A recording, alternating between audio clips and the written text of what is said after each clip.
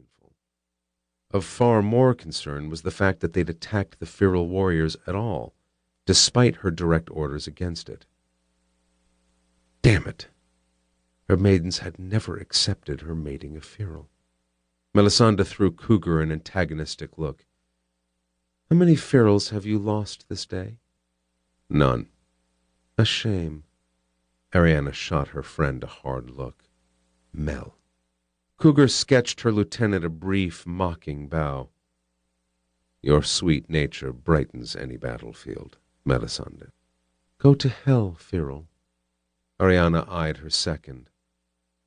Why are my maidens attacking the ferals?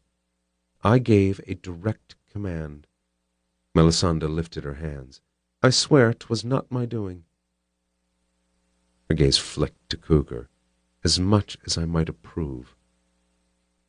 Melisande met Ariana's gaze again, her eyes turning worried. There's been talk of wildness in the temple.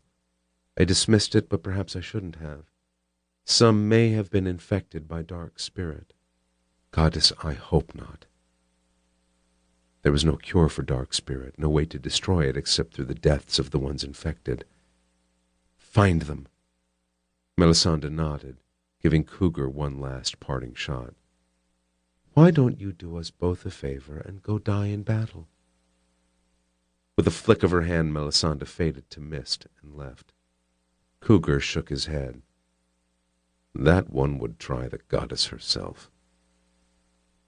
He rubbed his chest with his fist, right over his heart, as if he had indeed been injured.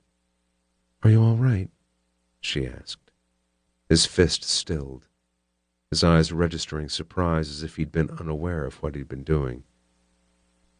I'm fine. He stepped forward, his large hands gently cupping her shoulders as the battle raged far behind him. What of your maidens? This is 4 in as many days who've attacked us. Dark spirit rarely claims more than 1 at a time. Ariana shrugged, though she was more than a little concerned herself. I'll handle it. Frustration flashed in her shifter's eyes, sparking along the bond that connected them. His hands contracted. I'm your mate, Ariana. I'm here to help you shoulder such difficulties. Her own temper flared, and she cocked her head at him.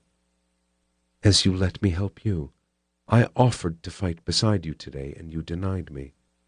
Of course I did. This is our war, not yours. And the Ilinas are my responsibility, not yours. As the cold wind kicked up, carrying with it the shouts and cries of battle, Kougar glanced behind him. I must get back. Go. Be safe. Later we'll discuss the role of a male in his mate's life.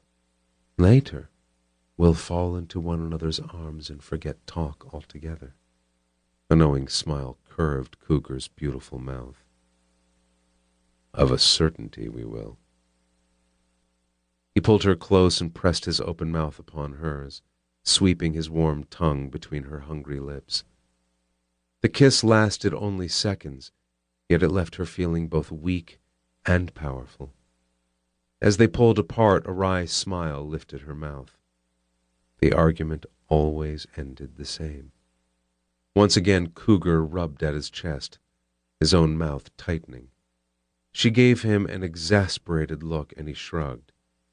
A twinge in my chest is all. The mating bond pinches. Kougar smiled. So say my men, but no. Never. His hand slid beneath her jaw, and he kissed her again, his tongue sweeping into her mouth on a promise. When he pulled back, she thought she might drown in the depth of the love in his eyes. Ariana stroked his cheek.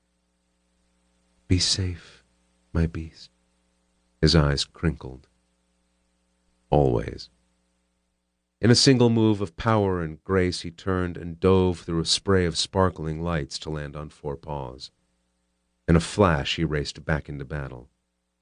Her heart beating with pleasure and love, Ariana relaxed into her natural mist-like state, thought of her castle in the crystal realm, and moments later felt the gold and jeweled grand corridor take form around.